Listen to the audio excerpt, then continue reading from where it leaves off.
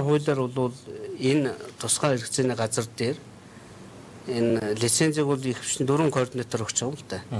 Аль нэгэн координат нь энд орсонд байх юм бол энэ лиценз өгөх хэрэггүй.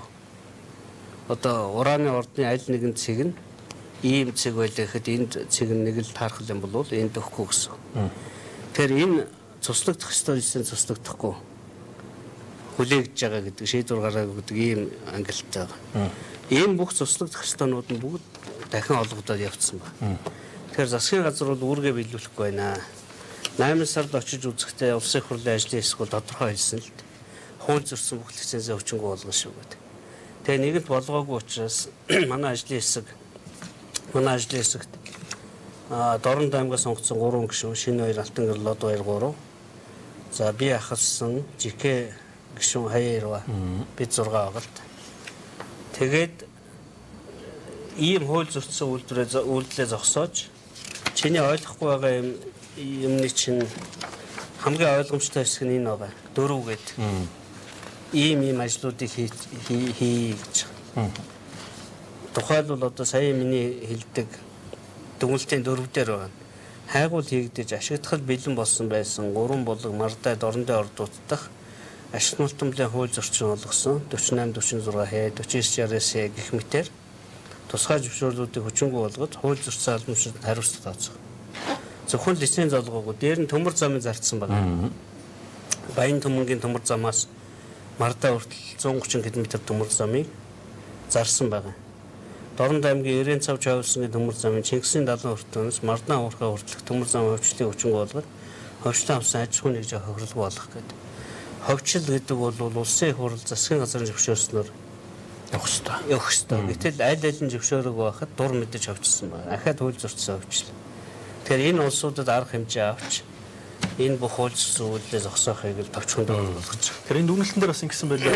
Тухайн орд газарт бас урд нь тогтоочсон байсан нөөцийг одоо бас доош нь бууруулсан ийм дүгнэлтүүд бас гарсан байна. Энийг эргэж харах, нөгөө талаас тухайн орд газарт оруулсан хөрөнгө оруулалтын хэмжээг бас дахин хянах гэсэн асуудлыг бас нэлээд сайн тусгаж өгсөн байлээ. Тэгэхээр магадгүй бол их өөр. Ягаад тэгэхээр би энэ түрүүн зурган дээр харуулсан. Одоо бид нар жишээ нь энэний тухай ярьж байгаа Дорндын орд дээр хамгийн хууль ёсны лиценз гэдэг байгаа бол энэ дөрвөлжин энэ бүх 14 лицензээс ганц энэ лиценз хүчинтэй байгаа. Ягаад гэвэл Монгол Улсын засгийн газар 94 онд мэдчээж өгсөн 237А гэдэг лицензийг бол энэ бол энэтэй давхцаагүй. Энийг ямар зорилгоор өгсөн гэхээр 94 онд Монголын засгийн газарт мөнгө байгаагүй. Гэтэл энэ доор юу байгаа тухай мэдээлэл бол байсан. Одоо оюут толгойн газар дор байгаа хөдрийн биетийн байршлыг мэдж байгаа мэдээлэл нь өөрөө тэрбум доллар үнэлэгдэх чухал бизнес болоод байна шүү дээ. Оюут толгой яагаад заавал бид нар Аймхо Майнс Эриота хийгээд байгаа гэхээр тэр газар дор байгаа хөдрийн биетийн мэдээллийг мэдж байгаа. Одоо яг энэ газар гар утсыг дээрээс нь энд өрөмтөхөд олдно гэдгийг мэдж байгаа учраас оюут толгой үн цэнтэй байгаа. Тэрнтэй адилхан энэ доор хэдэн тонн уран ямар агуулгатай хаана байрштайг нь бид нар мэдчихсэн учраас 94 онд Орос, Америк, Орос, Канада хоёр тооны чамтарсан үйлдвэр байгуулсан байна. За Орос бол ойлгомжтой Пери аргууны химийн үйлдвэр бол эндээс гарсан хөдрийг хуучин шар нутг болгож хоригддог байсан хил гараад ингээд төмөр замаар явна шүү дээ. Монгол бол ойлгомжтой. Би одоо газар дор байгаа оюу толгой шиг эзэн байх нь шүү дээ. Мэдээлэл эзэн. Би энэ мэдээллээр орё. Дээр нь энд чинь газар доор 40 км үргэлжилсэн төмөр зам явдаг хэвтэй цоонууд байгаа. Одоо энэ ширээ байлаа гэхэд энэ доор ингээд газрын төвшөнтэй параллельны цооног байна. Тэр 40 км цоон руу ордог энэ 3 босоо нүх байна. Одоо бас ингэ хийцэн. 800 метрийн гүнтэй 3 нүх. Нөгөө юуруу руу ордог. Тэр бүх юмаа би 21% болгож оруулъя. За Орос Монгол хоёрт байгаагүй юм юу гэхээр мөнгө байгаагүй. Тэр Канадын тал нь би мөнгөтэй учраас мөнгө оруулаад 58% авъя гэж оруулсан байна. Гэтэл Канадын тал нь явж олон дахин зарагдаад энэ хаан ресурс гэдэг компани хамгийн анх хөрөнгө оруулна гэж амласан компани үүрэг хариуцлагыг хүлээгээд орж ирсэн байна. Гэтэл хаан ресурс хөрөнгө оруулж энд баяжуулах үйлдвэр барихын оронд Хан Улс Төв Азийн уран гэдэг компани доторх 58%-га дуудлага худалдаагаар зараад сууж ил да өөрийгөө.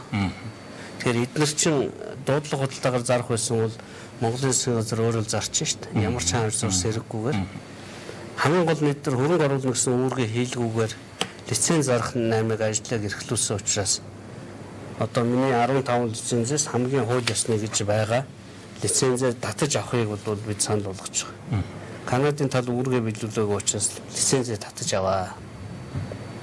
Мэдээж лицензээ дамлна гэж үүрэг аваагүй шүү дээ. Олон 10 сая долларын хөрөнгө оруулалт гэж үүрэг авсан байна. Тэгэхээр 14, 15 лиценз бол нэг нь тийм нөхцөл байдалтай, бусад 14 нь бол адилхан. Хуучин олборлт явуулж исэн газар лиценз олохгүй байх хуулийг зөрчиж олгосон учраас үчиг болж байна. Их хурл ажлын хэсэг тодорхой зардал гаргаад хууль зөрчигдсэн олон үйлдэлүүдийг илчлээд яахыг нь заагаад өгчихсэн байтал магадгүй одоо засгийн газар ч баль төвшөндөө ингээд ерөөсөө энэ алдааг засахгүй байна л да. Нөгөө талаас мэдээлэлд ойр байгаа албан тушаалтын ийм бизнес хийгээд байгаа нь тодорхой. Тэгэхээр тэр хүмүүст ер нь ямар хариуцлага тооцох вэ? Ер нь одоо бас ийм бизнес хийгээд байгаа албан тушаалтны нэр ус нь одоо өдөрт бол тодорхой болчихсон байлгүй тэл гэж би бодож байна. Би 2002-оос 2001-ээс 5 оны хооронд ашиг төлөвийн газрын дарга юм байсныг мэдэхгүй. Тэр үед арчсан нам энэ их хурлын бүрэлдэхүүнд үндсэндээ байсангүй шүү дээ. Төмөр зам зорьсон нөхөр бол сугар байгаа. Тэр бол ойлгомжтой. Тэгэхээр нэрийг хэлнэ гэвэл одоо тийм л нэрнүүд хэлэхэр байна. Ер нь бол засгийн газар тийм тодорхой үүрэг өгч байгаа. Засгийн газар энэ үүргийг биелүүлэх үү, буруутай хүмүүстэй хариуцлага тооцохгүй байх юм бол засгийн газрын огцруулах тухай ажил эхэлнэ шүү дээ. Ийм л хуультай юм чинь бид нар тий. За үзэгчтэй энэ хүрээд бидний ярилцлагыг дуусч байна. Улсын хурлын гишүүн Зандаа Хүүгийн их болд манай үзэгчдүүдэд ажиллаж улсын хурлаас томилогдсон ажлын хэсэг Мардан урааны урахад ажиллаж гаргасан дүүнэлтэй хандлагын мэдээллийг үзэгч тавханд тулгалаа. Их болд гишүүн баярлалаа. За баярлалаа.